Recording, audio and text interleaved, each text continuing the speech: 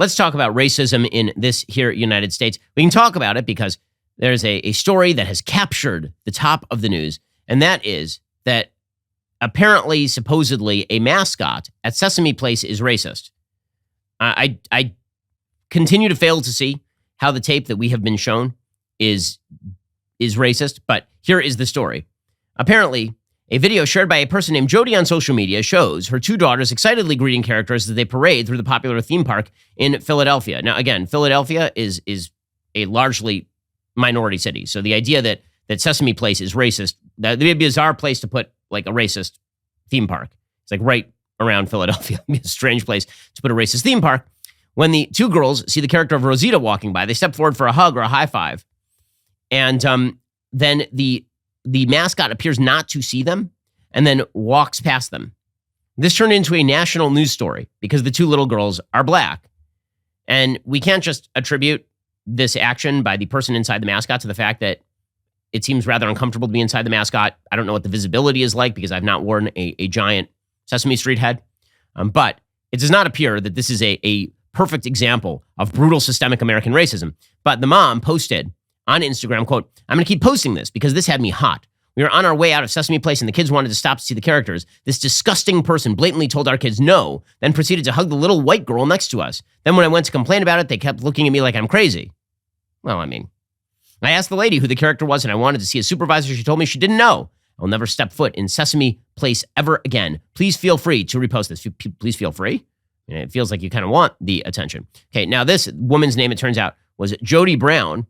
And she then decided that she might sue Sesame Place over this incident, for which there is no verified actual racism. Here she was explaining. There's several different demands that we've made. Number one, we called for the immediate termination of that individual. There's no room. There has to be a no tolerance policy in our country when it comes to racism. We've also asked for an authentic and genuine apology. What we see is the company just responding when they're almost compelled to, right, when it's damage control. So again, we have to have the company take more of a proactive step, and they need to do right by these children. I mean, these children have suffered immense harm as a result of it. I mean, they will forever be known as the children who were dismissed or rejected by a Sesame Street character. They need to be compensated and need to have therapy allotted for them and so forth. So again, we can't just let this go by without any substantial changes. If the theme park does not do those things, are you contemplating a lawsuit? Oh, of course. We've said from the very beginning that all options will always remain on the table. I mean, we don't want to have these two children engaged in litigation, but if that's what we need to do to effectuate change in this country, that's what we have to do. Oh, there's so much civil rights in here. That's B. Ivory Lamar, who is the lawyer for the mom. They've suffered immense harm, have they? It seems like the harm that they suffered was mostly because mom decided to post the video and turn this into a racial issue without any actual evidence that it wasn't just a guy in a giant character suit who didn't see the kids properly and was addressing people behind them. That's what it actually looks like. Not that he's saying no to the kids, but that the person inside the character suit is saying no to people who are standing behind the kids. But pretend that this is true racism. The Congressional Black Caucus is now requesting a meeting with the president and general manager of Sesame Place. The Congressional Black Caucus, Congress, we must have investigative hearings like January 6th, what happened over here. Since the video made its way across social media, Sesame Place released a statement saying the performer didn't ignore the kids on purpose, and the nose gesture seen in the footage was not to the children specifically. They called the incident unacceptable. Never do that. Never do that. Just say, that's not what happened. We understand why you would see it that way, but you're wrong. Instead, they quasi-apologize, and that's the worst thing you can do. Now the CBC wants an audience with the Sesame Place park president and general manager to discuss. And then the CBC says, quote, "Over the past week, we've seen multiple glaring examples of racism coming from the park, including that viral video." Okay, so where are the other examples? Where are the other examples? She said, "I thought it was excuses," the mom said. "I also thought it was very disrespectful, like they were trying to brush me off." Well, I mean, they were trying to brush you off because you seem like kind of a crazy person, frankly. Like this is the big, have you never been to a theme park where your kids have tried to get the attention of one of the characters and haven't gotten it? We used to go to Disneyland all the time. The characters are trying to interact with hundreds of people at one time. Sometimes kids get missed. Is that because of racism? But apparently, this is a brutal instance of racism. Brutal. And this is why, by the way, it's very important also that we had Benjamin Crump, one of the great racial grifters of our time, sign in. Benjamin Crump is the lawyer who arrives anytime a black person gets shot by a cop who is not a black cop. Benjamin Crump shows up and claims that it's unjustified and unjustifiable, despite the fact that in at least half of the cases that is not true. I would say significantly more than half of the cases that's not true. So Benjamin Crump showed up as well to talk about this. He went to a protest. And here is what Benjamin Crump had to say. You saw the video.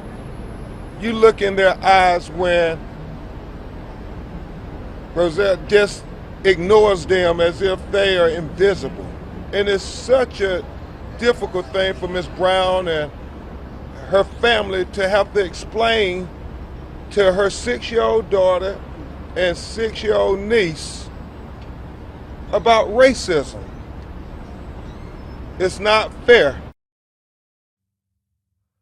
I mean, credit to Benjamin Crump for being able to manage the same sort of gravity that he uses when people are actually shot for this. That is kind of impressive. Okay, so we have now learned that if a theme park character mistakenly does not take a picture with a couple of black kids, it's definitely because of racism. But for sure, what's not because of racism is this piece from Damon Young, a contributing columnist for the Washington Post.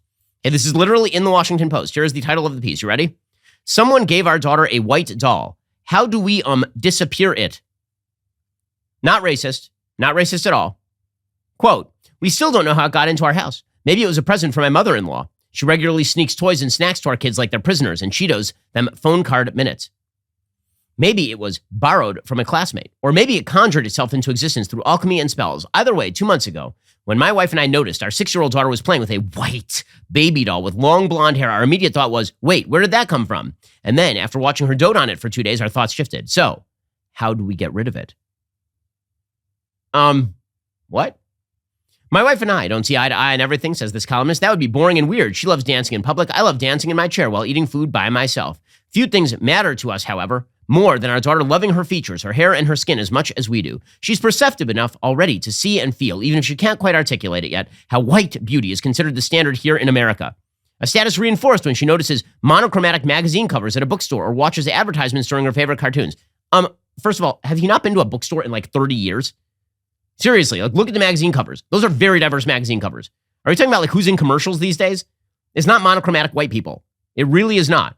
But, says this columnist, we've always been intentional buying her dolls and toys of color. Black is always the preference, but we've made exceptions, like Moana. White dolls, though, we haven't officially banned them. There's no sign on our stoop saying no dogs or Malibu Barbies. But if we're at a store and the only dolls for sale are white, we'll be leaving dollless that night. Our rationale is simple. The physiognomy of a baby doll represents what the person buying it considers to be precious, and a decision to gift a white doll to our daughter, who is already aware of the ceaseless cultural proselytization of Eurocentric beauty, could communicate to her that we value those features more than hers.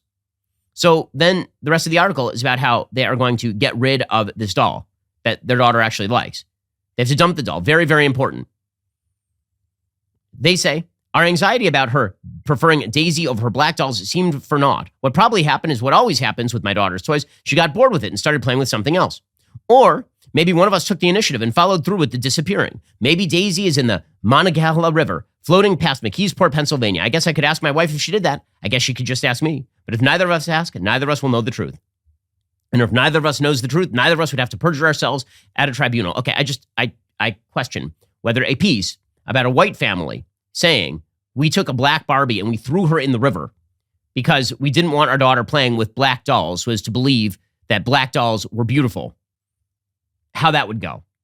And yet that sort of mainstream kind of clear and open racism is perfectly fine in the media. But you have a Sesame Street character who mistakenly ignores a couple of black girls, and that's deep systemic American racism. Yeah, I think you've got this a little backwards, guys. I think you have a little backwards. Who's got two thumbs and wants you to like and subscribe?